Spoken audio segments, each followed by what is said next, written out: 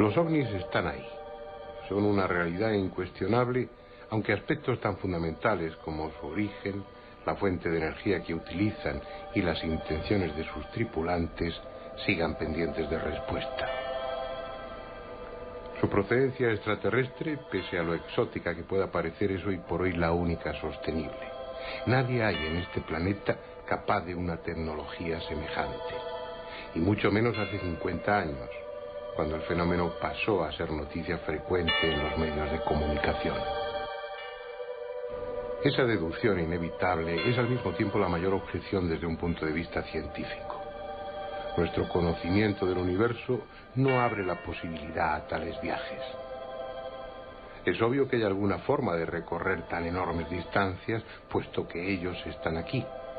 Pero gran parte de nuestros científicos prefieren hacerse los sordos y los ciegos ante el fenómeno ovni antes que asumir humildemente que lo que para ellos es imposible, gentes de por ahí fuera lo han resuelto con aparente facilidad.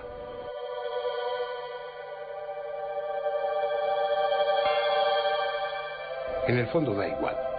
Ellos, contumaces e indiferentes a la polémica que su presencia despierta, siguen paseándose por nuestro cielo, aterrizando en nuestros campos y entrando en contacto directo con algunos terrestres. Quizá muchos más de los que imaginamos.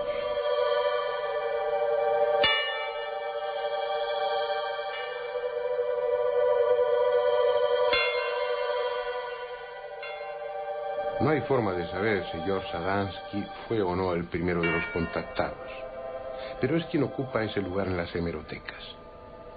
Su presunto encuentro con venusianos a principios de los años 50 en el desierto de Mojave, en California, y las sensacionales fotografías de las naves en que venían sus amigos figuran en cualquier manual de ufología. Con él se inició el capítulo de los contactados, planteando una situación que aún sigue vigente. En tanto los escépticos se niegan a aceptar la realidad de esos encuentros, millares de personas se agrupan en torno a los contactados y asumen sin reservas los mensajes que a través de ellos nos envían los extraterrestres.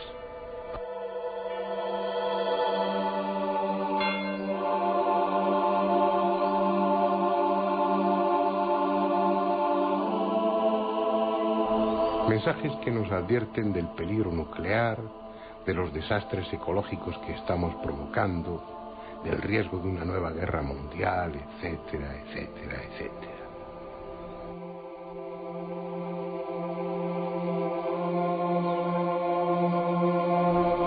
Desde Adamski ha habido muchos contactados que han alcanzado diversos grados de notoriedad, pero a lo largo de estos últimos 10 años es sin duda el italiano Giorgio Bon Giovanni el que mayor interés despierta en los medios de comunicación de todo el mundo.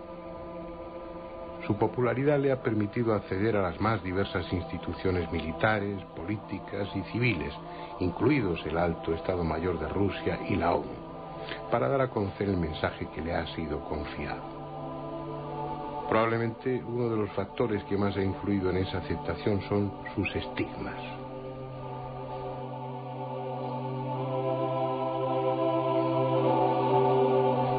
Y permanentes, a Giorgio Bon Giovanni puede considerársele uno de los estigmatizados más importantes de este último siglo. Y es que en él se da la característica de que, además de estar íntimamente vinculado al fenómeno ovni, es un vidente que en frecuentes estados alterados de conciencia entra en aparente contacto con entidades de carácter espiritual que se presentan a sí mismas como la Virgen María y Jesús. Un hombre insólito, de honesta reputación y convencido de la trascendencia del mensaje que se le ha encomendado divulgar, al que fuimos a entrevistar a Italia, allí donde vive y tiene su centro. En aquella parte de la costa adriática los pueblos han perdido su carácter, primero pescador y luego industrial, para convertirse en centros de veraneo. Han crecido hasta casi unirse unos con otros a base de edificios de apartamentos, villas y locales comerciales. Sant'Elpidio a Mare es uno de esos pueblos. Antes vivía de la industria del calzado y ahora del turismo. Giorgio Bongiovanni vive allí con su mujer y su hijo, en un pequeño piso alquilado de una calle cualquiera.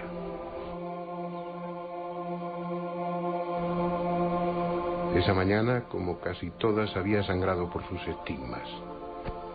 El dolor, que aunque continuo resulta tolerable, en esos momentos de hemorragia se vuelve muy intenso. Es cuando Giorgio suele caer en un estado de trance y tener sus visiones, en las que recibe los mensajes, unas veces de carácter personal, animándole o consolándole, y otras con el encargo de difundirlos por su trascendencia. Después queda atado durante un buen rato. Los estigmas, que constituyen algo así como su tarjeta de presentación, pueden interpretarse como un honor, como una distinción desde el punto de vista espiritual, pero en el plano físico suponen una invalidez. Apenas puede usar sus manos y camina con dificultad, y sobre todo sufrimiento. La frase "todo empezó un día que" sirve para arrancar un relato, pero siempre es falsa. Cada acontecimiento trascendente en nuestra vida es la consecuencia de otros pequeños acontecimientos. Es un eslabón más de una larga cadena. Pero para no cambiar la costumbre diré que todo empezó un día de abril de 1989 en esta calle de Sant'Elpidio, la vía Palestro. En el número 62 se levanta hoy un edificio de 2 plantas, pero entonces era un solar que servía de aparcamiento. Giorgio había salido del edificio de al lado y se dirigía hacia su coche cuando en la acera de enfrente apareció una forma luminosa. Su luz era muy intensa, comparable a la del sol, aunque no dañaba la vista. Aquella luz se fue acercando a Giorgio al tiempo que en su interior se iba definiendo una figura femenina que dijo ser Miriam, en nombre hebreo de María. Esa visión significó un cambio radical en la vida de Bongiovanni. En cierto sentido fue un segundo nacimiento. Y es difícil atribuir a la casualidad que se produjese en la vía Palestro de Sant'Elpidio, porque él nació en la vía Palestro de otra ciudad. Hubo otras visiones, y por su indicación, en agosto de ese mismo año fue a Fátima. Allí, durante un éxtasis, sus manos empezaron a sangrar y los primeros estigmas hicieron su aparición. Inicialmente una herida en cada palma, para al cabo de algunas horas atravesar después la mano y abrirse también en el dorso. Como un extraordinario y cruel graffiti, los estigmas adoptaban formas curiosas, como símbolos o en prueba de su carácter extraordinario. Con el tiempo aparecerían otros estigmas en sus pies, en el costado y finalmente en la frente.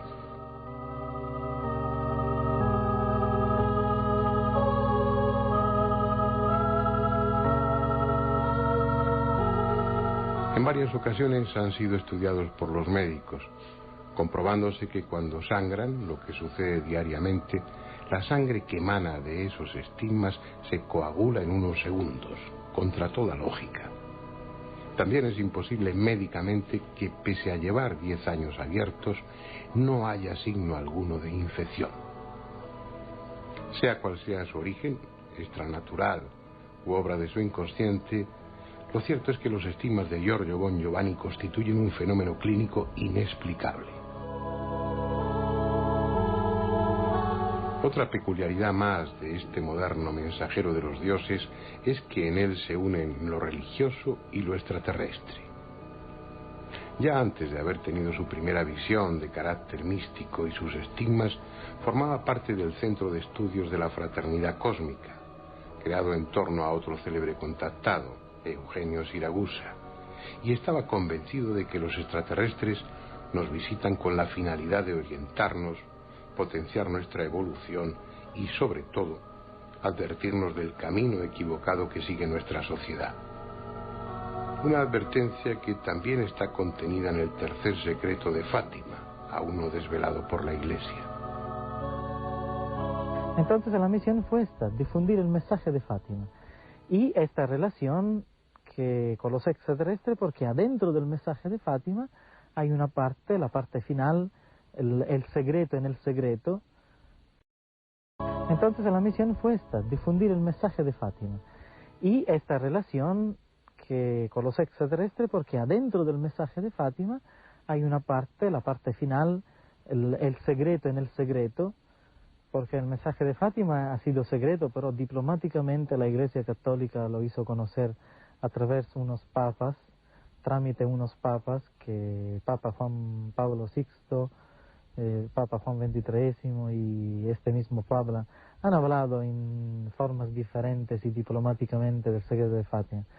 Entonces yo no he difundido un secreto que nadie desconoce, que nadie conoce, pero aún hay una parte que nadie conocía, y que cuando lo va a sacar el Vaticano todo el mundo se va a dar cuenta que es esta la parte de los extraterrestres. Es decir, en 1917 la Virgen de Fátima habla de un contacto final entre los hombres y seres cósmicos, o de acuerdo a nuestra forma de actuar. Este contacto entre los hombres y seres cósmicos es un contacto imperativo, una palabra imperativa. Entonces, esto para mí no hay duda que se trata del encuentro entre los hombres y seres extraterrestres. Y ahora explico por qué me convertí en un ufólogo, en un contactado, no sé cómo decirlo. Pues yo pienso que la ufología es seria, pero claro, la ufología seria, la ufología profunda es la única materia que en este momento está dando prueba y evidencia que este contacto existe y que un día u otro se dará en una manera impactante, global, porque los gobiernos se esconden, las iglesias se esconden, la ciencia no le interesa o hace la finta que no le interesa o lo estudia ocultamente. Entonces la única materia, la más polémica, la más atacada de todo el mundo es la ufología. Y es una paradoja, pero la ufología está demostrando que la profecía de Fátima en esta parte es real. Es decir, que efectivamente... Cuando menos hay una innegable coherencia. Prácticamente todos los que afirman estar en contacto con los extraterrestres y también los videntes que dicen recibir mensajes de la Virgen en los centros de apariciones marianas coinciden en que la humanidad está al borde del desastre como consecuencia de sus muchos errores. Un desastre que si no lo remediamos se nos viene ya encima.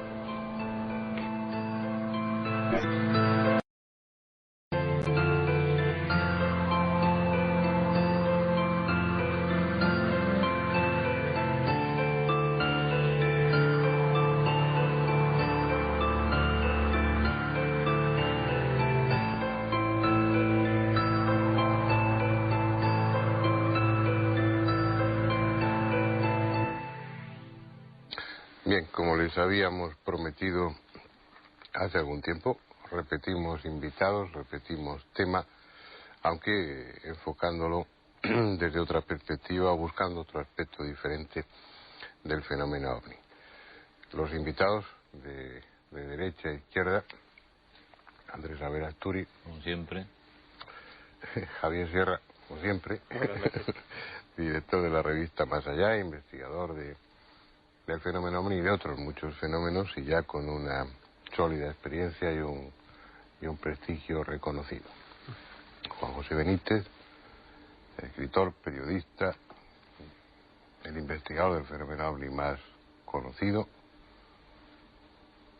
Sí. Bueno. Y Julio Marbizón, también ya si no un asiduo, gozosamente y afortunadamente para nosotros, pues un invitado frecuente en este coloquio, que entre otros temas, pues el fenómeno OVNI lo conoce también en profundidad y desde hace muchos años, y aplicando, como es norma en él, pues el sentido común en el momento de valorarlo y enjuiciarlo. Como comentaba en la introducción, dentro de los diferentes niveles de información que hay respecto al fenómeno OVNI, hay uno especial, que es el de aquellos que afirman estar en contacto con los extraterrestres, de los cuales una gran parte, la mayoría, muchos de los que estamos en esta mesa conocemos a algunos, llevan en la intimidad ese contacto y de modo alguno aceptarían hablar en los medios de comunicación de ello. Sin embargo, hay otros que, bueno, no solamente hablan públicamente de esa relación suya con los extraterrestres, sino que además han hecho de su vida una especie de cruzada para divulgar los mensajes que ellos les dan, para tratar de influir, lo que hablamos el otro día, en el comportamiento humano, en la evolución de nuestra sociedad a través de las admoniciones o los consejos que los extraterrestres nos dan presuntamente gracias o a través de esos intermediarios, de los contactados. Es un tema espinoso, es un tema, bueno, donde sí hay pruebas, siempre se pueden aportar algunas pruebas, pero sería a nivel individual cuando uno está cerca de ellos, pero tiene más que ver con lo humano, con lo psicológico, con lo social, que con lo material. Estáis muy serios, ¿eh? Es un tema serio. ¿Qué un tema? Es un tema serio. Y por eso os ponéis serios.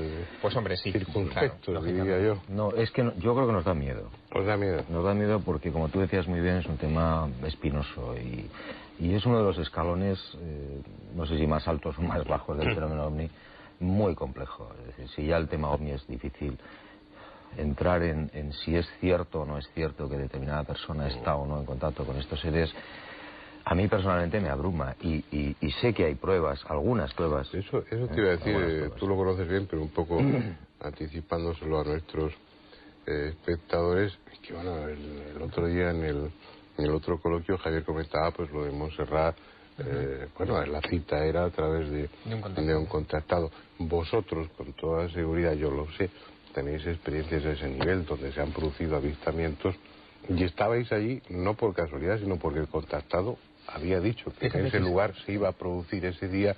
Es decir, hay una relación del tipo que sea entre algunos contactados y los tripulantes de esos ovnis, lo cual ya es mucho, ¿no? Ese aspecto que es básico es quizás más desconcertante, porque el fenómeno contacto es muy amplio, es decir, que una persona afirme estar en contacto con extraterrestres, con la Virgen María, con espíritus, casi no hay manera de distinguir unos de otros, es decir, en qué se distingue o se diferencia el proceso de contacto de una persona que dice hablar con extraterrestres del que dice hablar con Jesucristo, ¿no? Es muy difícil de distinguir, pero hay una clase de contactados, Luis José Grifo, hablábamos en Montserrat, es uno de ellos, Sixto Paz en Perú es otros, que en algún momento de sus vidas han sido capaces de fijar un momento, un día y un lugar y decir allí va a aparecer algo extraño en los cielos. Se reúne 1, 2, 3, 100 o 500 personas que acuden a ese lugar y ven efectivamente que un fenómeno en la baja atmósfera parece evolucionar sobre los testigos. Ese vínculo, el de los avistamientos previa cita, probablemente dentro del aspecto del fenómeno contacto es el más claro vínculo de unión entre los contactados y el fenómeno OVNI, porque el resto puede ser cualquier otra cosa, no hay tanta. Pero eso sería el refrendo. Claro. Juanjo, uno de tus primeros libros sobre el fenómeno OVNI, existe otra humanidad, me parece. Cuando vas con los de la humanidad, sí. Cuando vas con los del IPRI en la costa peruana y también ves un cacharro. Es un ejemplo al que yo todavía, fíjate, esto ocurrió en el 74, el 7 de septiembre, todavía no me lo explico. Es decir, y mira que le he dado vueltas y he tratado de analizarlo con seriedad. Y ahí ocurrió algo extraño. Es decir, a mí me llevan, después de hablar con toda aquella gente que decía cosas más o menos raras y la mayoría incomprobables, me dicen, bueno, pues el sábado siguiente, cita previa, nosotros vamos a ver ovnis. Y yo, pues, más bien como Andrés, muy cargado de escepticismo, dije, pero no me lo voy a perder por si acaso, ¿no? Y efectivamente, en un desierto, después de 2 horas y pico ahí de casi de frío y de ridículo espantoso, porque empiezas a darte cuenta de que demonios estoy haciendo yo aquí, ¿no? Pues aparecieron 2 luces silenciosas por debajo de las nubes, que hicieron unas evoluciones que no son normales y que son ovnis. Es decir, eso significa que ese grupo concreto, en este caso de Sixto Paz, del IPRI, del Perú, etcétera, estaban en contacto con estos seres. Pues yo no me atrevo ni a decir ni que sí ni que no. Que había cosas muy raras, sí, que yo vi algo. Tendría que haber, sí, ¿no? Eso no era una casualidad, evidentemente, ¿no? Y bueno, y como esos, yo creo que todos hemos participado en historias más o menos iguales, que a mí personalmente me marcó, ¿eh? O sea, a mí aquello me dejó muy impresionado.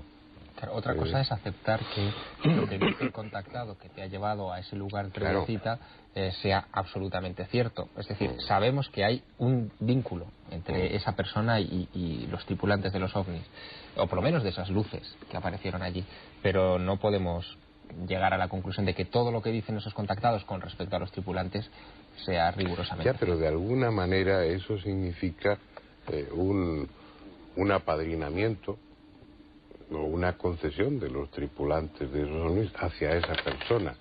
Están, si no refrendando lo que dicen, eso significa un apadrinamiento o una concesión de los tripulantes de esos ovnis hacia esa persona. Están, si no refrendando lo que dicen, están de alguna manera, apoyando...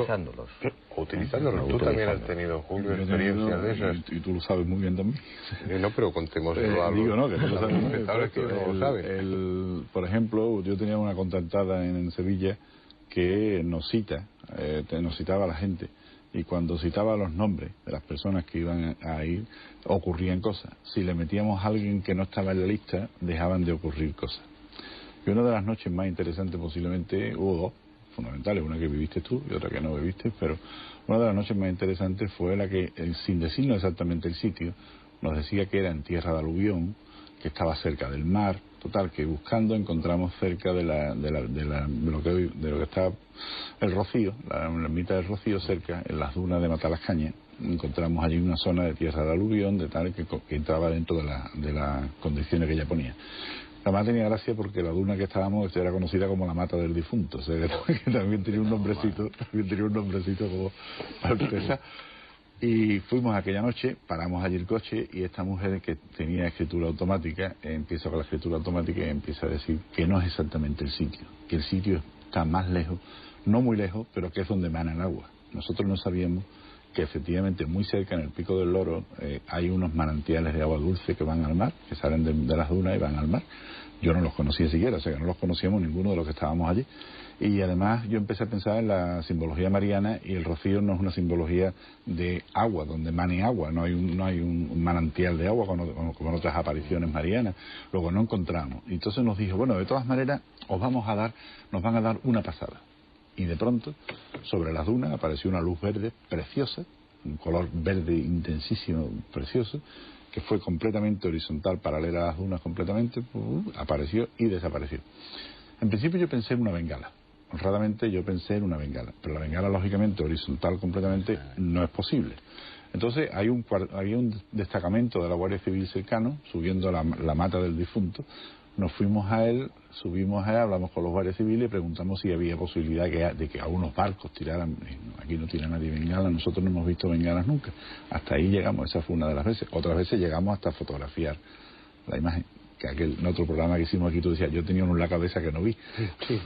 Yo creo que ese caso que está comentando Julio, si no de un contacto puro, es quizás anómalo, pero es uno de los más interesantes. Es decir, que alguien está haciendo fotografías en el campo con infrarrojo y cuando revelas el rollo, el carrete, te encuentras con un tío que está al otro lado del coche, que no es anatómicamente de aspecto humano, según los estudios que hicieron en la universidad. En la Facultad de Medicina de Sevilla, te quedas un poco sorprendido, ¿verdad? ¿No? Y yo, antes comentabas una cosa que yo creo que es interesante quizás para los espectadores.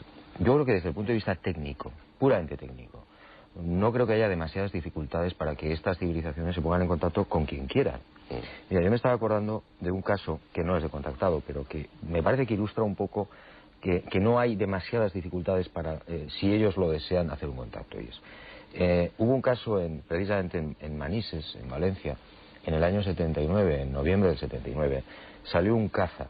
Cuando aquí se presentaron una serie de objetos sobre el aeropuerto, el avión de la TAE que desciende porque se le ha puesto un objeto rojo muy cerca del avión, etcétera, sale un avión de combate, un F-1, y el capitán que iba en el avión ve los objetos, los persigue una y otra vez con el radar y tal.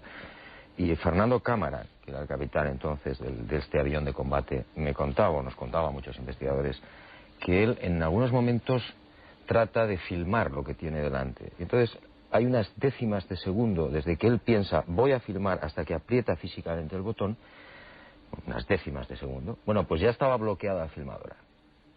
Cuando le da la geometría o intenta darle a la geometría de armamento a los misiles, le ocurre exactamente lo mismo.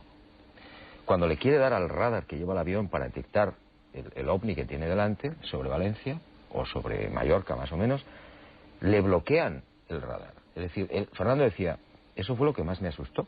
Es decir, que me estaban leyendo el pensamiento. Se adelantaban a lo que él iba a decir.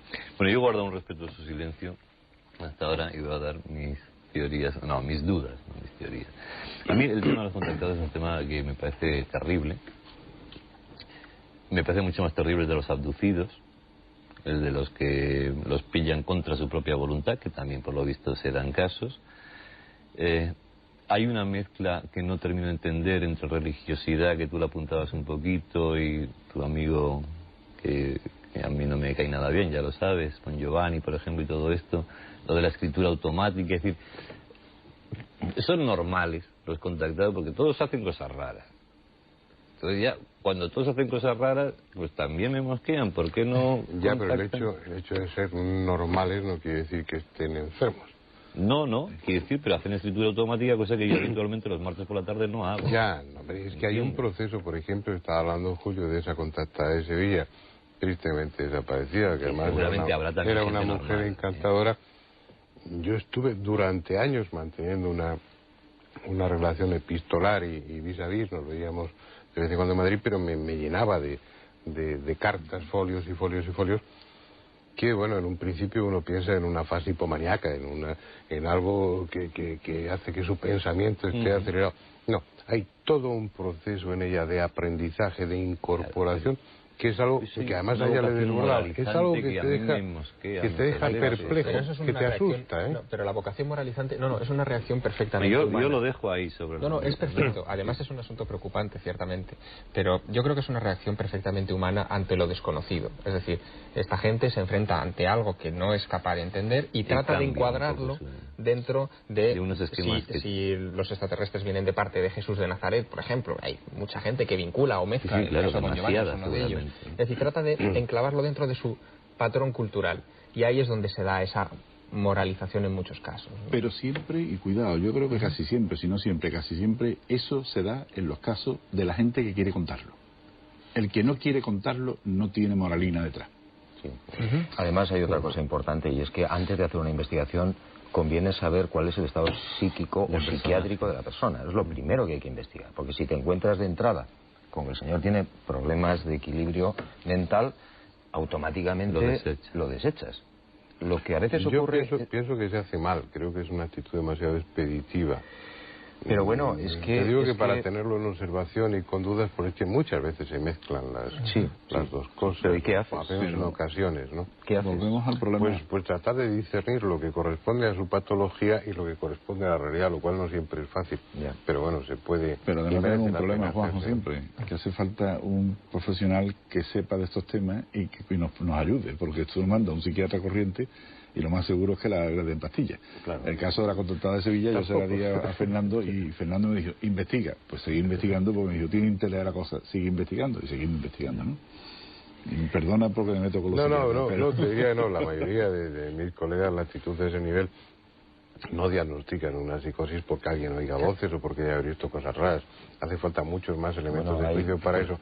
Y lo frecuente es que, mire usted, yo no sé qué me está usted contando, no lo entiendo. Hay casos que esto no encaja en la patología, pero te diría que son los menos, o porque se mezclan otras cosas, o porque, como dice Salvador, con un contactado pues ahí se le acoplan circuitos y a lo mejor incluso depende el fenómeno contacto lleva a perder un poco el norte, ¿no? Pero Fernando, hay momentos, depende incluso del momento social.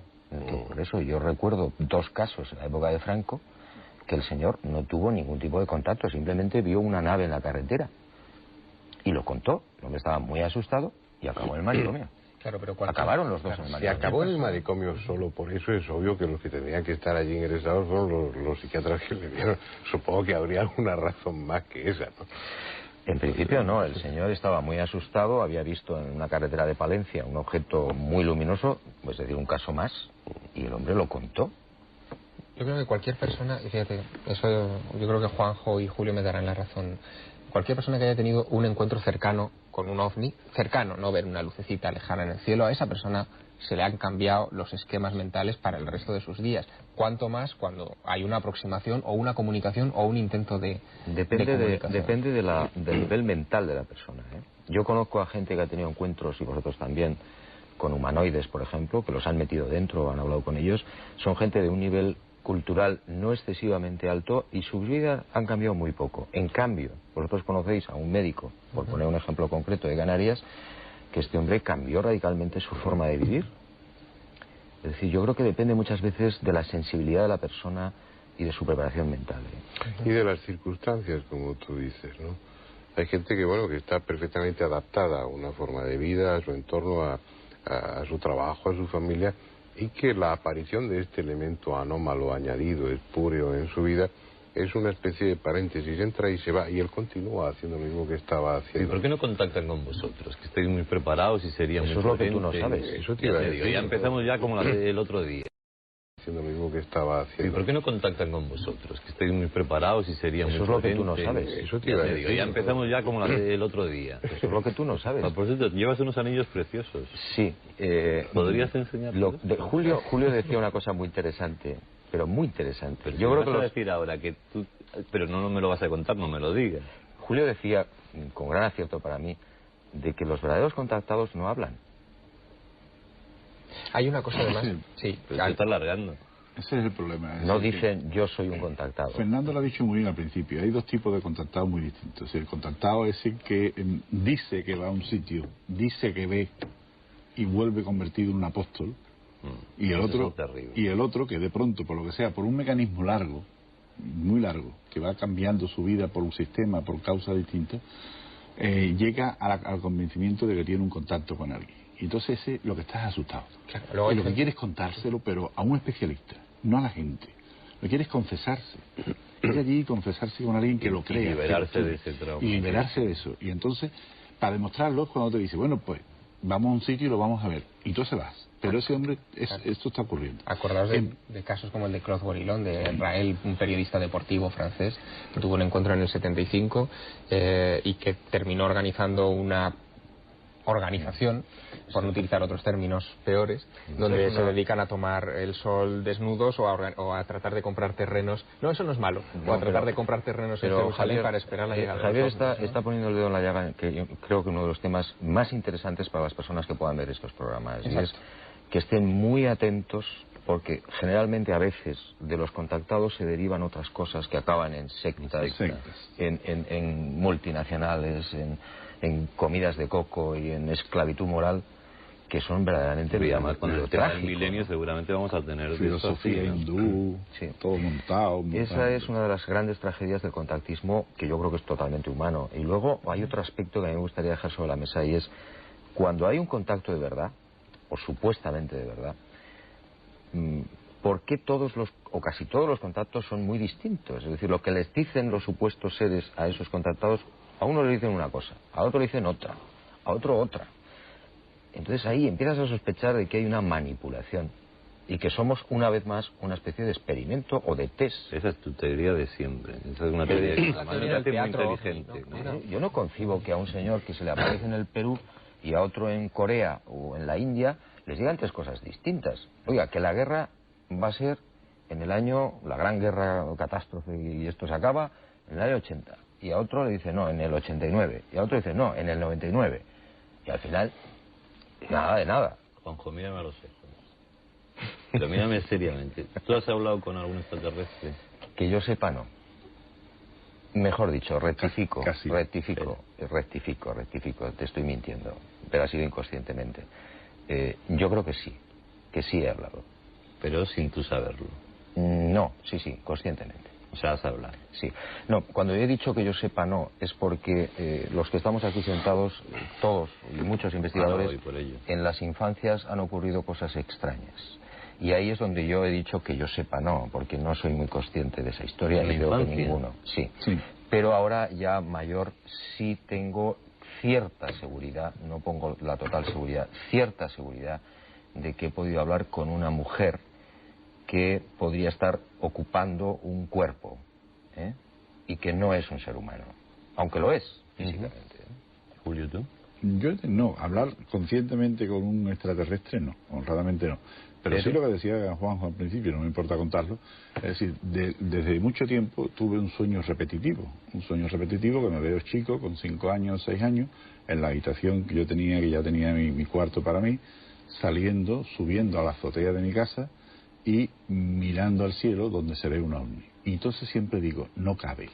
Eso es lo que recuerdo, si no cabe en la azotea, aquello no cabe, porque tenía mi padre el palomar, el patio sevillano, aquello no cabía, ¿no? Entonces digo, no cabe, y ya está, y ahí acaba.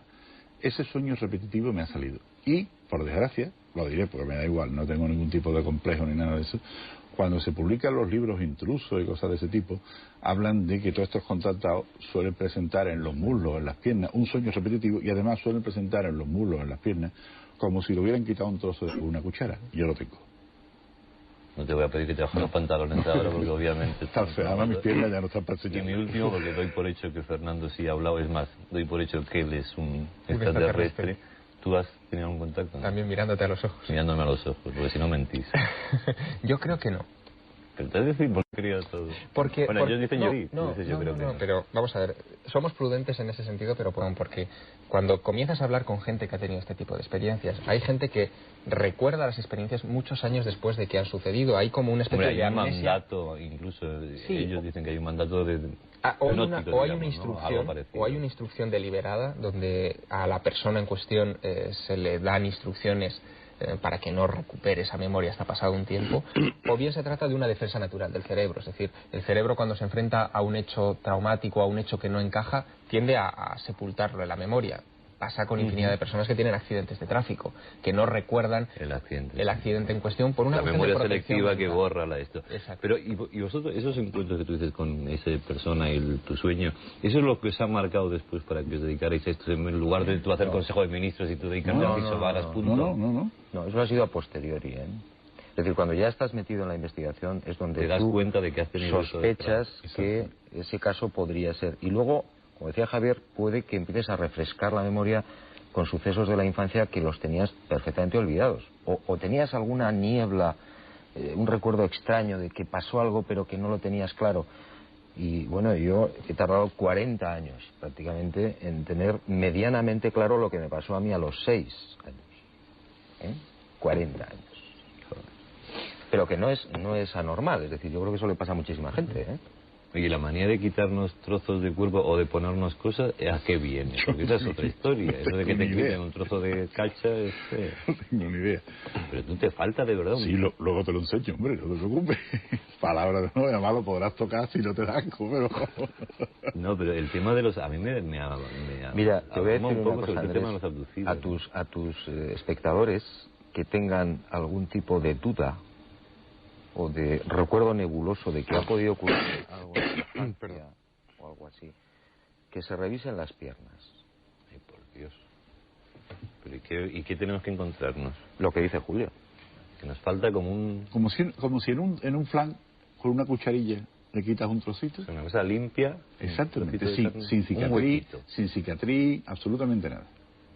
Yo creo que no tengo nada de eso. ¿Te aseguro? No me enfoqué un momento.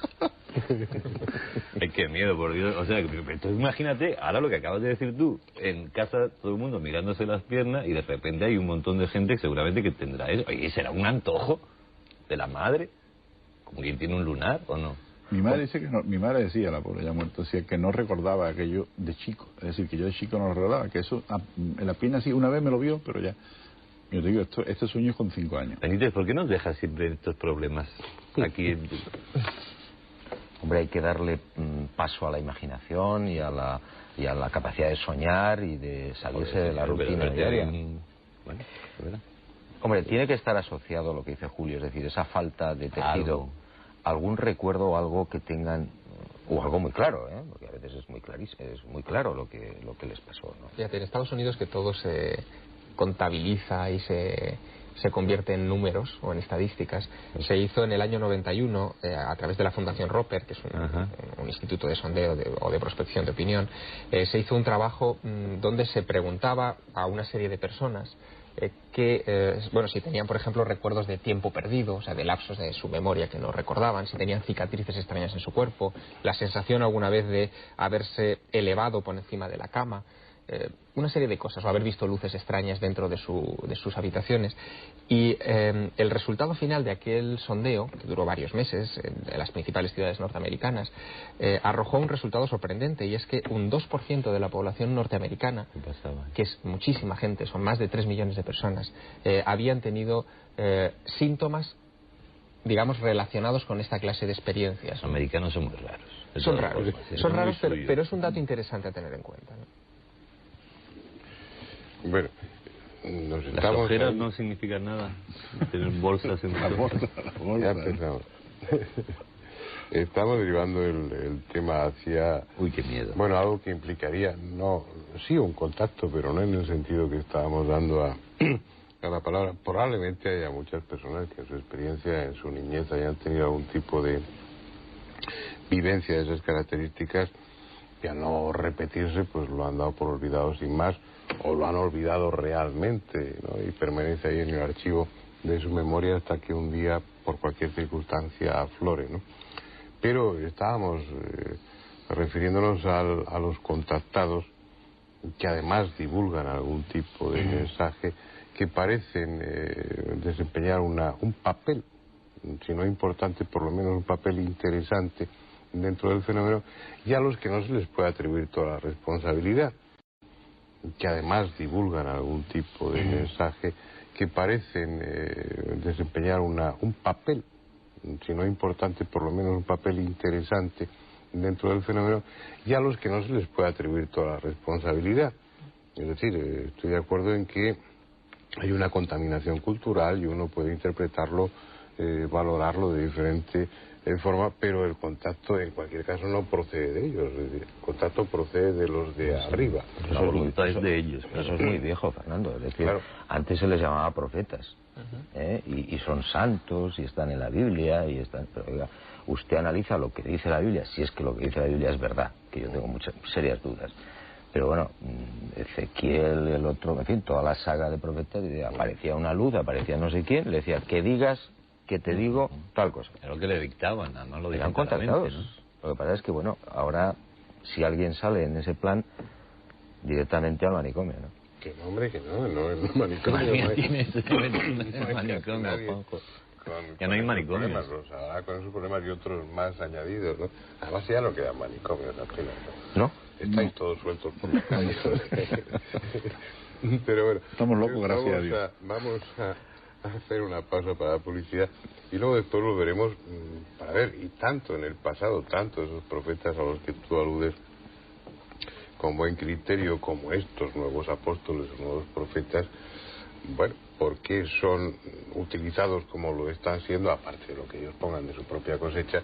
Porque los eligen para qué, ¿por qué no eligen intermediarios o interlocutores, voceros, como dirá un término más periodístico, con mayor prestigio? Porque no escogen pues al premio Nobel tal, al literato tal, porque no se escogen a uno de vosotros para difundir sus mensajes, que tendrían una mayor repercusión, un mayor eco en la sociedad, y lo hacen con otras personas, bueno, que ni intelectual, ni social, ni profesionalmente pues destacan especialmente, y además les dan mensajes a transmitir, a divulgar, quizá porque somos muy críticos, son con susceptibles pues de toda la crítica que sé que vais a hacer en esta segunda parte. O a lo mejor somos los voceros. Vamos a dejar ese, o a lo mejor.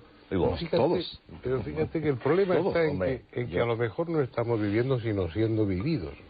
Voceros que no voceros. Bueno, vamos a dejar eso para la segunda parte del coloquio, y después nos veremos todos los que estamos aquí pues en cualquier hospital psiquiátrico, pero con pleno derecho de estar allí y asumiendo nuestra condición de idos, pero bien.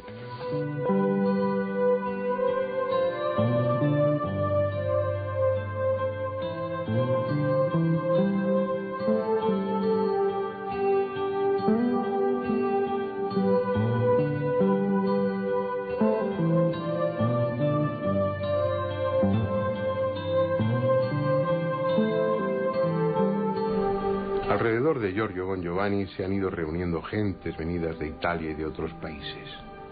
Cada cual tiene su casa y su trabajo, pero pasan todo el tiempo que pueden en una pequeña finca alquilada a las afueras de San Elpidio, donde imparten cursos y editan sus revistas y sus vídeos. Y entonces hoy nuestra actividad se divide en dos aspectos. Uno de profesional, de trabajo. Aquí hay unas personas, 7 u 8 personas, que trabajan profesionalmente en nuestra editorial. Tenemos 2 revistas, una pequeña empresa de videos, una editorial donde se pueden hacer revistas y videos legalmente registradas, pagamos nuestros impuestos. ¿Y ganáis mucho dinero con las revistas y con los vídeos? Desgraciadamente no, porque el dinero en esta sociedad sirve, con el dinero se pueden hacer muchas cosas buenas y malas, y para las personas honestas, como somos nosotros, podemos hacer cosas muy buenas. Pero en esta actividad, tú sabes, quizás me puedes ser maestro en esto, porque tienes muchos años de profesión como periodista, como editor, y no sé, con los ovnis, con estas materias es difícil que puedes ganar. Pero recuperamos nuestros gastos. Soy muy feliz que puedo tener la posibilidad que unos chicos que pueden trabajar, y es una de las metas que quiero lograr, de poder dar una idea a chicos que han tenido experiencias difíciles, tenebrosas, con la droga o con la violencia, y uno de estos chicos trabajan aquí conmigo y que se sienten bien, se sienten vivir bien la vida haciendo revistas de ovni o de problemas sociales, espirituales, en lugar de tomar droga o de vivir en la calle. Eso me hace feliz. En esto, esa es la parte profesional. La otra, aquí es también una asociación cultural, non siamo soli, espiritual, donde vienen personas que quieren, cuando tenemos la posibilidad de hacer conferencias pequeñas aquí o en el mundo. Salvo por la prohibición de fumar, de la que amablemente fuimos dispensados, no parece haber allí otras reglas que las indispensables para la normal convivencia cuando se reúnen en su tiempo libre. En justicia, hay que decir que aquello tiene más de club social que de secta, como sus detractores afirman que son.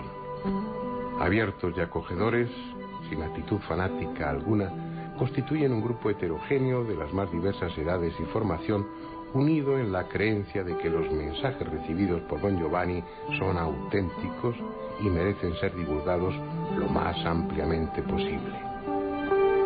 Algo que por el carisma de Giorgio, por sus estigmas o porque sus hermanos cósmicos le ayudan, se está produciendo. Y hasta los militares rusos le abren sus puertas, aunque él no le dé demasiada importancia. Todo el mundo, me recuerdo, hace 10 años en esta visión me dijo: tiene que ir a Rusia, tiene que darlo a los jefes de Estado. Ahí yo, honestamente, me recuerdo que me pregunté, y yo soy un vendedor de accesorios por zapatos, ¿cómo puedo ir a Gorbachev, a presidente Reagan, estaba Bush en este momento? Es imposible. Y yo hice esta pregunta, ¿cómo puede ser? Y la respuesta fue: yo te abriré las puertas.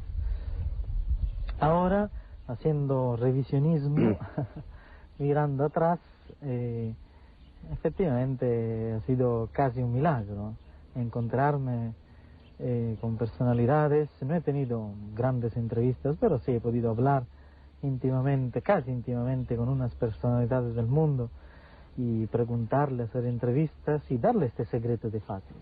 Ahora no sé cómo lo han tomado. Quizá algunos se han reído y otros han reflexionado. Gorbachev fue una persona que me abrió las puertas por Rusia. Todavía hoy tenemos relaciones con él, y no directas, pero hemos tenido entrevistas. Me ha gustado mucho su posición, lo hemos entrevistado cuando él estuvo aquí en Italia, que su protesta en contra de la guerra en Yugoslavia, su forma de actuar, más directa de lo que tenía antes, quizás porque ahora no tiene poder político, pero comparto muchas opiniones con el presidente Gorbachev. Y él me permitió de ir a Rusia. Me recuerdo que en 1990 estaba Unión Soviética todavía y pude, no sé, pienso que Gorbachev no dijo nada a la televisión, pero él fue el instrumento que me abrió las puertas y pude hablar al primer canal de Unión Soviética, donde hablaba solamente el secretario del Partido Comunista Soviético, un estigmatizado, un religioso, en la patria del ateísmo mundial. ¿Pero tú qué hiciste? ¿Llegaste ahí y dijiste yo quiero hablar por la televisión? Exactamente, yo hice una pedida burocrática, nadie me dijo habla con este KGB, nadie de situación secreta. Un amigo de Suiza, un periodista que tenía relaciones con otros periodistas, me vino a visitar y me entrevistó por la televisión de Suiza. Me dijo, yo le comenté que tenía que hacer un viaje a Rusia porque la Virgen me lo había pedido. Él me dijo, bueno, yo te puedo ayudar, no conozco a nadie de Rusia, pero soy un periodista de la televisión rusa y llevo tu caso a la televisión. Hay la perestroika, pero siempre hay el comunismo, no lo sabemos, vamos a ver. Y él fue a Moscú, me llamó, bueno, aquí aceptan de entrevistarte. Yo no lo creía.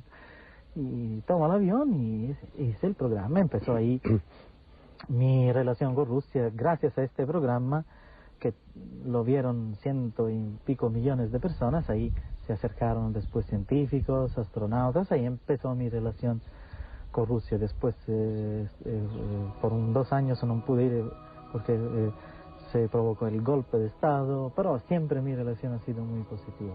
Entonces, charlábamos junto a una gran encina. A su pie hay una sencilla capillita recordando que ante ella Don Giovanni tuvo una de sus visiones en las que se le apareció Jesús. Sencilla capillita recordando que ante ella Don Giovanni tuvo una de sus visiones en las que se le apareció Jesús. La Virgen María, los ángeles, Jesús y los extraterrestres. Una extraña combinación, totalmente rechazada por los creyentes, pero que al margen de lo religioso igual no resulta tan descabellada. Al menos él lo entiende así. Sí, claro, hemos tenido una educación milenaria de la Iglesia Católica y de otras iglesias.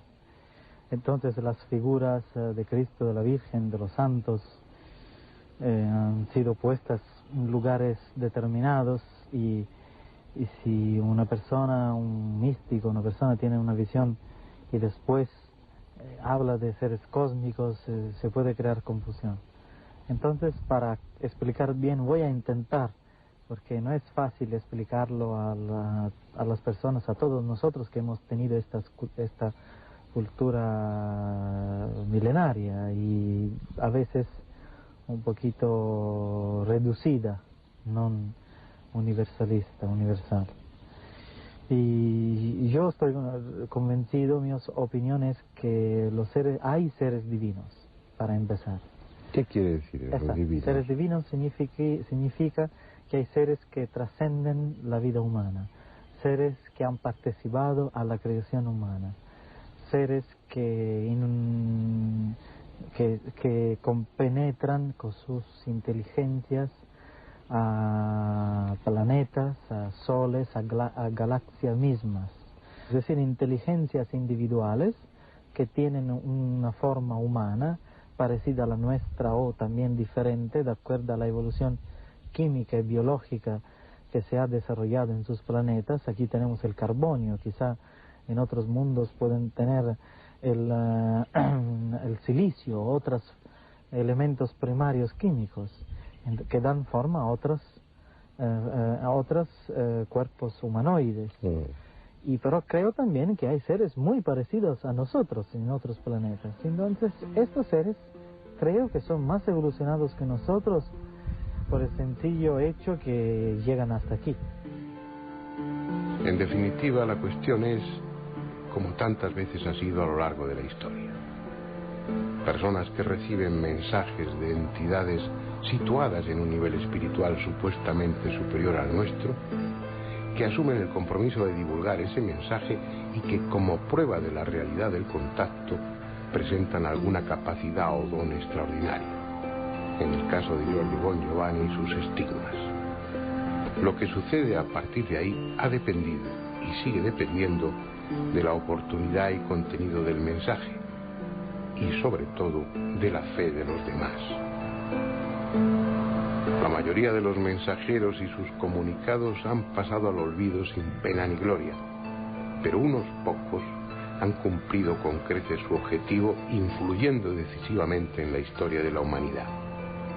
Y si no, ahí están las diferentes religiones para demostrarlo. El mensaje de Giorgio es más acorde con esta época, más universalista. El tiempo dirá qué repercusión alcanza.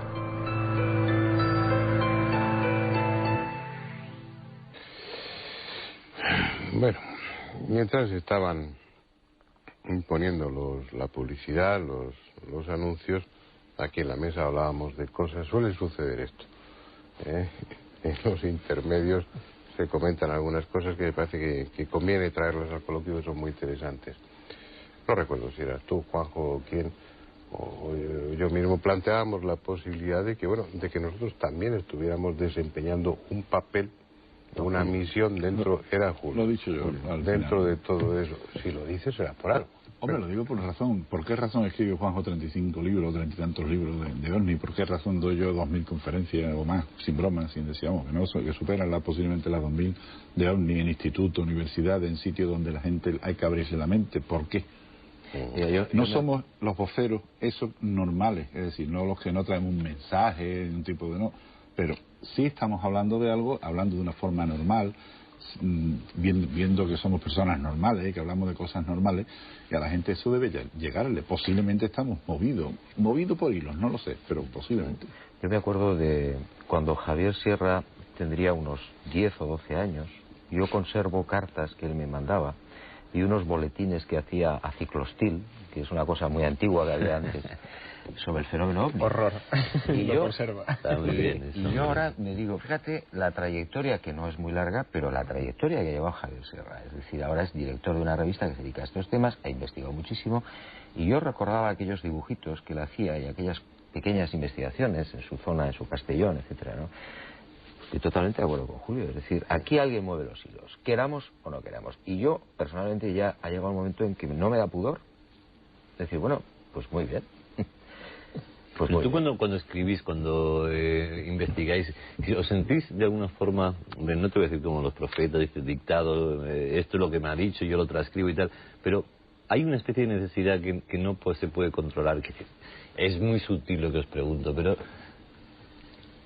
¿sentís la necesidad de escribir lo que escribís y de decir lo que decís? Yo creo que lo primero sientes... Una cosa es la inspiración y la otra cosa es... Lo primero es la necesidad de investigar. Hay un cosquillón en el estómago cuando te pones en marcha. Lo que decías de Javier, a los 12 años, ¿por qué te dedicas todos? Bueno, es una cosa extraña, sí. Pero Hola, las canicas. no, la motivación es la curiosidad. Lo que ocurre que es como si accionaras un mecanismo, como si entraras en una cinta transportadora. Tú tienes la obligación o la voluntad de dar el primer paso y después empiezan a desencadenarse cosas. Cada vez que tú sales a la calle a investigar una historia, vuelves a casa con 3 pendientes para seguir investigando. ¿Hay piernas cómo las tienes? No, las piernas las tengo intactas. Yo ya no me fío de vosotros ni de Pero ninguno. tenéis esa sensación, o la habéis tenido en algún momento En muchos. de estar, bueno, participando, colaborando en un programa que de alguna manera está, que se os está ayudando o se os está facilitando el terreno para continuar en esa tarea de investigación o de divulgación? ¿Tenéis esa sensación? ¿Lo habéis tenido? Tanto como eso, no te voy a decir que la verdad, no sentirme eso no, pero bueno, ¿por qué? A veces se preguntan, ¿por qué esto no? Pero bueno, siempre estáis hablando de causalidades. Es que eso es lo que ocurre. Forma parte del lenguaje habitual entre vosotros, lo conozco hace muchos años y lo decís con mucha frecuencia. Eso en la investigación te ocurre constantemente. Es decir, tú sales a investigar un caso y te suceden unas cosas extrañísimas, o que crees tú que son extrañas, ¿no? Y entonces, por lógica, casi por deducción lógica, dices, caramba, Parece como si alguien estuviera dirigiéndote. Tú fíjate que ha pasado muchísimo tiempo, muchísimos años de eso que te digo, muchísimo, desde ese sueño repetitivo y tal, haciendo Ouija, nos citan, me citan a mí, personalmente a mí, un día 6 de febrero a las 11 p.m, en medio de una finca perdida en Rociana, en un descampado allí. Yo voy, me llevo una trenca de aquellas antiguas con su capucha, tengo un 9 largo, estoy militarizado, tengo un 9 largo que me he puesto por miedo a los perros, no por nada, pues yo he usado una pistola poco, casi nunca, y me lo he llevado, y llevo un perro de Enrique Vila, compañero que trabajaban juntos. Cuando llegamos a la finca, estamos tan mentalizados, decimos nosotros, que vemos una bruma, una niebla a lo lejos, en forma de ovni. Decimos, hay que verlo mentalizado, que ya hasta las nieblas tienen forma de ovni. Como decían solo, Enrique y otro compañero del pueblo de Almonte se van fuera de la finca y me dejan solo con el perro. El perro, que está acostumbrado allí, un perro joven, sale, salta, da 2 vueltas, se asusta y se mete en el coche y dice que ya no sale más esa noche en absoluto. Y nada más irse Enrique y Rafael, la niebla que era un ovni empieza a extenderse, a extenderse, a extenderse y nos rodea por completo. Una niebla baja, de a 5 o 6 metros no se veía absolutamente nada, en cambio para arriba veías perfectamente, veías las estrellas. Tanto que pongo encima del coche una luz de destellos amarillos pensando que no van a encontrar después cuando vuelvan esta gente. Probamos un walkie-talkie que tenemos, estamos hablando hace mucho tiempo, no había teléfonos móviles y esas cosas, probamos un walkie-talkie, funciona perfectamente. Y a las 11:10, yo espero allí solo, con mi capucha puesta, un frío horroroso, la humedad de la niebla, de pronto en medio de la niebla aparece una luz a 2 metros o 3 de altura, por un fogonazo. Para mí más que una cosa es un fogonazo, que me da calor en la cara, y que yo vuelvo la cara y veo aquella luz, y a mí se me erizan todos los pelos del cuerpo. Y aquello desaparece. La niebla se va, intento hablar con Enrique, con el otro por el walkie-talkie. No hay forma, yo a ellos los oigo perfectamente, ellos a mí no me oyen absolutamente nada, y al rato ya podemos establecer otra vez la comunicación, digo, esto se ha acabado, se va a la niebla, el perro se muere a los 2 días, no se sabe por qué. No estaba envenenado, no tenía epilepsia, pero el perro muere a los 2 días, no se hace autopsia. Error de Enrique, eso se lo he dicho muchas veces, aunque sea médico, hay un error ahí de no hacer una autopsia del perro, pero el veterinario nos dice que no es ni por envenenamiento, ni por epilepsia, ni nada, pero tiene unas contracciones y muere, un perro de 1 año y medio, joven, un cocker. Y cuando volvemos a hacer la Ouija me dicen, Julio tenía miedo. Digo, claro, miedo no, terror. Y el perro, imagínate. Y el perro que jugaba siempre, se bajó, se metió en el coche y no se bajó más del coche. Mira, Fernando, yo acabo de recordar una anécdota oyendo a Julio, ¿Eso qué es? Que es significativa sobre el tema este de los investigadores como parte del engranaje de toda esta cuestión. Sobre el tema este de los investigadores como parte del engranaje de toda esta cuestión, que es un debate que deberíamos tener, ¿no? Y en profundidad.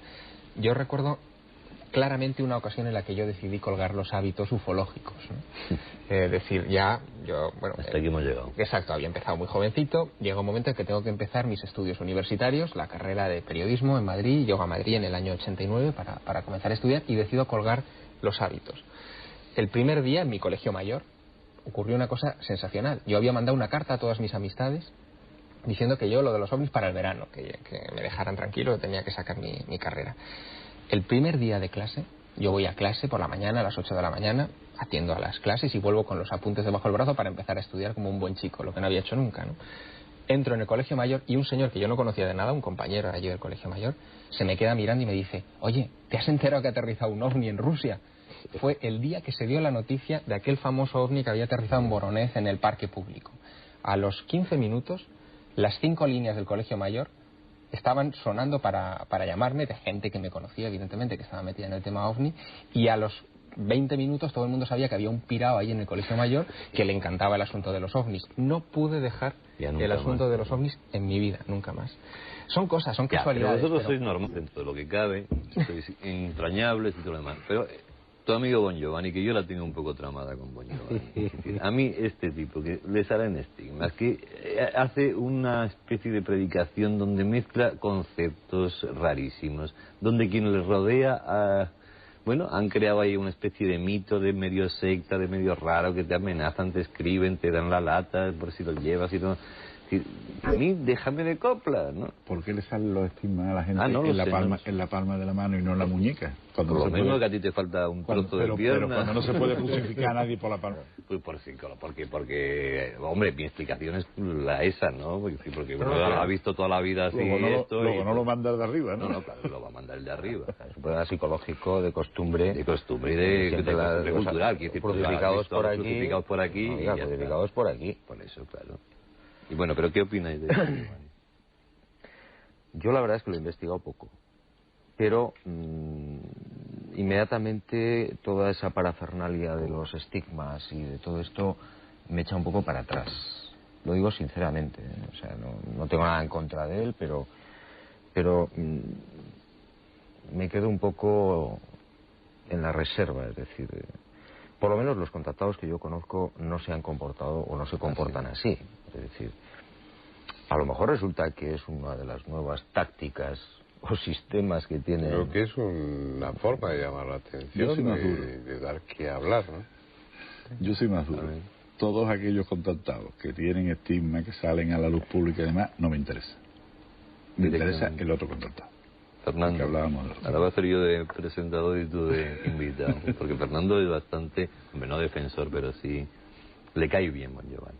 Como persona. Como sí. persona, como persona. No estamos hablando Y es, claro, Ya, no, pero es que ese es un tema que hemos comentado en ocasiones, la última vez hace pocos días. Hombre, la verdad, Fernando, Y él sabe que mi respeto como persona pues es grande, pero el respeto hacia los que le provocan ese tipo de cosas, si es que se las provocan desde fuera, pues es prácticamente nulo.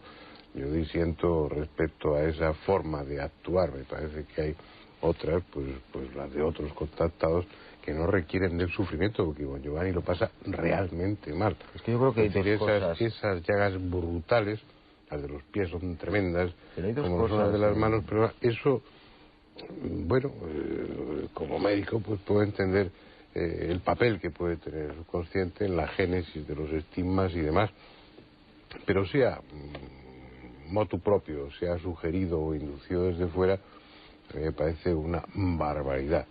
Sí, yo creo que yo distingo dos cosas en este personaje, y es, por un lado, la difusión o el tratamiento que hace del fenómeno puro, que en muchos momentos es una difusión correcta. Es decir, él tiene una revista, da conferencias, en fin, hay un tratamiento que puede ser discutible o no, pero que a mí me parece bastante correcto. Y luego la otra historia de los estigmas y tal, que ahí ya yo... A lo mejor todo eso va junto. Bon Giovanni ha alcanzado unos niveles en su profesión de contactado, o en su misión, por ser más respetuoso, que no han alcanzado otros contactados. Es decir, bueno, pues Gorbachov en su momento le estrechaba la mano a Bon Giovanni, los de la KGB... Cuidado. Bon Giovanni estrechaba la mano a Gorbachev. Es una cuestión de matiz. Le asaltan en un aeropuerto, se toman unas fotografías y aparecen esas fotografías de Bon Giovanni y Gorbachev en todo. Pero Bon Giovanni va y le estrecha la mano a Gorbachov.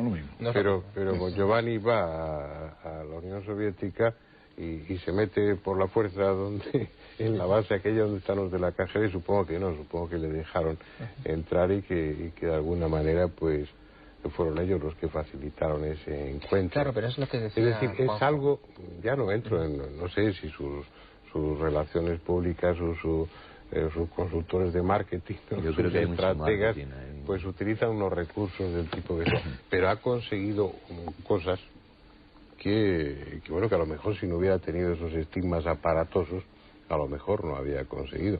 Porque no quiere decir que yo esté de acuerdo con lo que él divulga o con lo que le dice Pero, que divulgue. pero no tiene nada que ver que él esté recogiendo información sobre ovnis o que esté divulgándola, como decía Juanjo, con que esa información sobre ovnis tienda a autentificar el mensaje de Bon Giovanni. Y en cierta manera esa es la lectura que se lee de todo esto. Es decir, el hecho de que Bon Giovanni son dos aparezca cosas con que hay que separar, claro. que aparezca con Gorbachev no significa que eso sea una prueba de que como Bon Giovanni es auténtico, Gorbachev ha ido a verlo. No. Pero es la lectura que se transmite. No, lo que digo es que tal vez esos estigmas aparatosos, toda esa historia, es lo que haga que hablemos de él, que internacionalmente sea conocido y que eso le abra algunas puertas o determinadas puertas o muchas puertas que otros contactados no garantiza nada más que eso.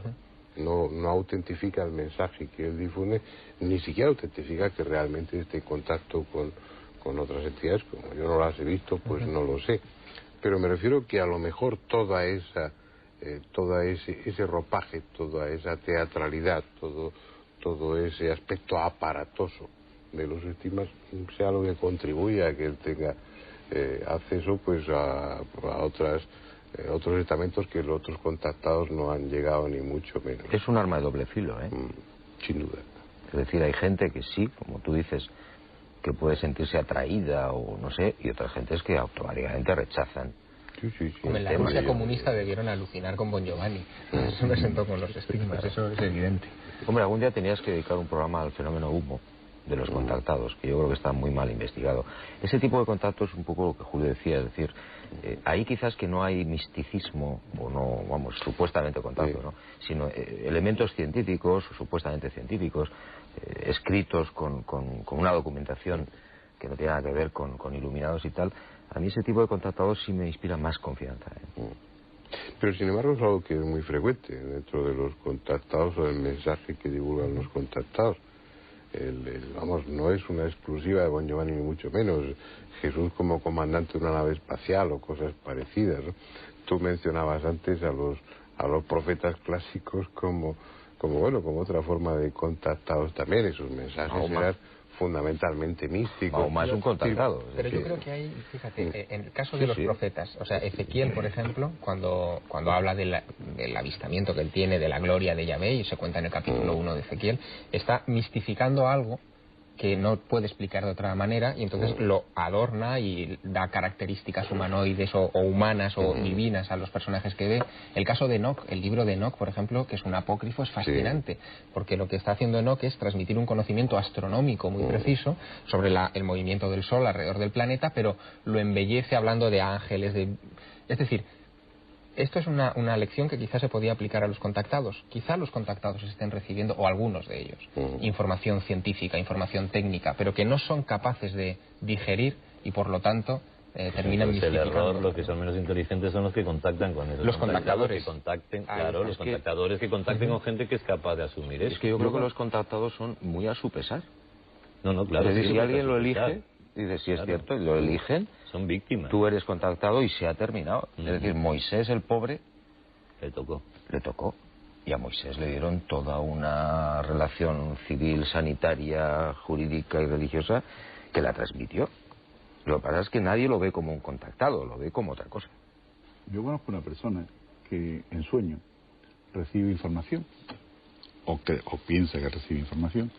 Tanto es así que ella tiene la presencia al lado. Ella habla de la presencia que tiene al lado, que le habla, que le cuenta cosas. Y si se le oye, no se le puede tocar en ese momento. Si se ve que está dormida con malestar y hasta llega a gritar fuerte, no se le puede tocar porque se asusta mucho más. Piensa que es la presencia la que la está tocando. Entonces, esta persona siempre dice lo mismo. Mientras la presencia está allí y le está contando la cosa, lo tiene clarísimo, sabe lo que le está contando, es algo clarísimo y muy espectacular, muy bien. Pero en el momento que ella se da cuenta que aquello es una presencia, que aquello no es normal y que aquello no es natural, pega el grito y entonces cuando despierta no es capaz de contarlo porque no tiene palabras para contarlo. Es lo que dice siempre, me falla el idioma. Entonces, esta persona siempre dice lo mismo.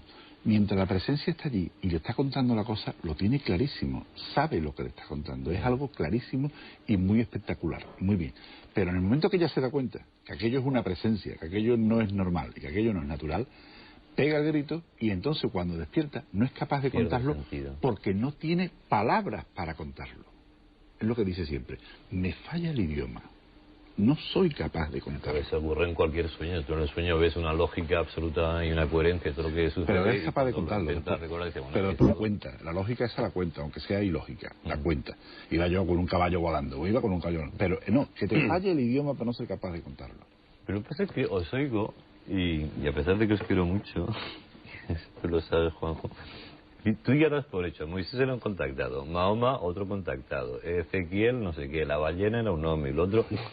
Ya, hombre, en principio... ¿Estáis convencidos de eso? En principio... Eso ya nos parece discutible. No. Sí, es discutible, no cabe duda. Ahora, por lo que sabemos, es decir, por lo que está escrito, las descripciones que te hacen todos estos personajes, hay unas entidades que están al margen, Los ángeles. con naves o sin naves, con columnas de fuego o carros de fuego o lo que sea, que están manipulándolos. Es decir, ven aquí que te voy a decir para que les digas.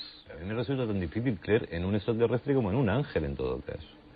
Ya me quedo con los ángeles, que son más bonitos y más con alas y son tan Bueno, oreja derecha. los ángeles habría mucho que hablar también. Ya no, oye, ya, ¿para qué te voy a citar los ángeles? Ahora me salís todo y me tengo que ir de aquí, porque los ángeles también serán... ¿Qué? No, yo creo que los ángeles son Por definición, entidades espirituales, entre comillas.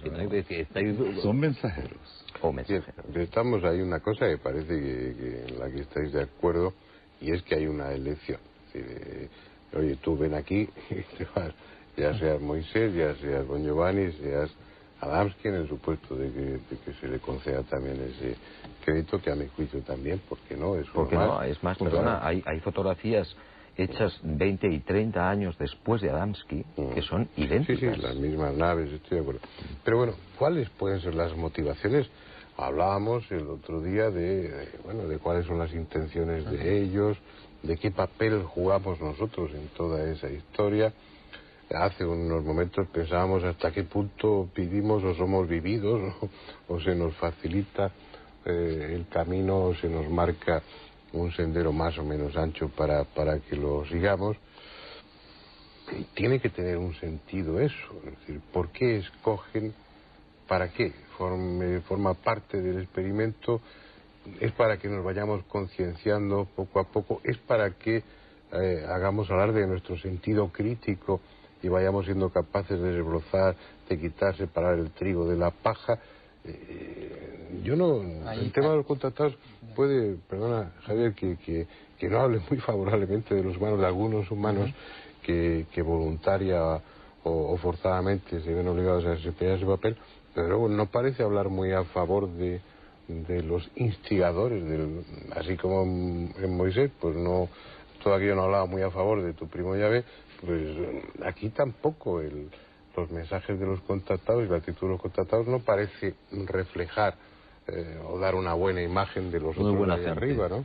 Hombre, yo creo que ahí hay una cuestión de falta de visión panorámica del problema. Nosotros estamos mirando cosas muy concretas de toda la problemática del contactismo y no tenemos una visión de conjunto, que es lo que nos impide llegar a la comprensión. Por ejemplo, ¿qué sentido tiene, desde un punto de vista, digamos, de narración, el hecho de que Moisés y todo el pueblo elegido estuviera 40 años dando vueltas por el desierto, detrás de una columna de nube que les guiaba de día y de una columna de fuego que les guiaba de noche? Y que además, cada vez que se acercaba a cualquier pueblo vecino, eso lo cuenta el Éxodo, el tal Yahvé se dedicaba a machacar sistemáticamente a sus pueblos, impidiendo que, ahora, visto con una perspectiva mucho más moderna, más contemporánea, ahora cuando conocemos las leyes de la genética, por ejemplo, se podría incluso interpretar como una cuarentena genética. Es decir, en la antigüedad, cuando un pueblo se encontraba con otro, incluso después de una batalla, había mezclas, había matrimonios, había violaciones, había lo que fuera, y había una mezcla. Es como si el tal Yahvé hubiera querido aislar genéticamente a ese pueblo. Es una lectura que se puede hacer hoy porque hemos avanzado en el conocimiento de eso. No quiere decir que sea la correcta, pero nuestro entendimiento de este tipo de problemas va avanzando a medida que nuestro conocimiento científico o nuestro conocimiento sobre la realidad también lo va haciendo, ¿no? Yo creo que ese es un poco el problema, es un problema de óptica, al fin y al cabo. Sí, yo estoy totalmente de acuerdo. Es decir, tenemos algunas piezas sueltas, pero el puzzle no hemos sido capaces de armarlo y ni creo que seamos capaces todavía, ¿no? Es decir, dentro de 10.000 años o de 5.000 años podríamos entender algo de por qué aparecen unos contactados en Europa o en América en el siglo XX que dicen unas cosas. Bueno, pues a lo mejor ahora decimos, bueno, a lo mejor son gente que está difundiendo un tema, que está tratando de abrir las mentes de las personas, no sé. Podría ser cualquier cosa. Hay otro tipo de cosas que están en la misma ciencia, que no es un contacto, no es el contactado que estamos hablando aquí, pero que hay algo también que nos llama mucho la atención, que es que, ¿por qué en aquella época, en esas épocas en que la comunicación no era buena, no era fácil, las mismas fórmulas matemáticas o las mismas fórmulas químicas, que se conocemos tantas que llevan 2 o 3 nombres, salen en 2 sitios distintos a la vez en un momento dado? ¿Por qué?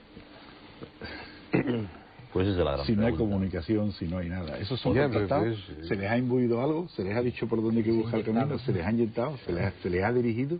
Es un poco inquietante, ¿no?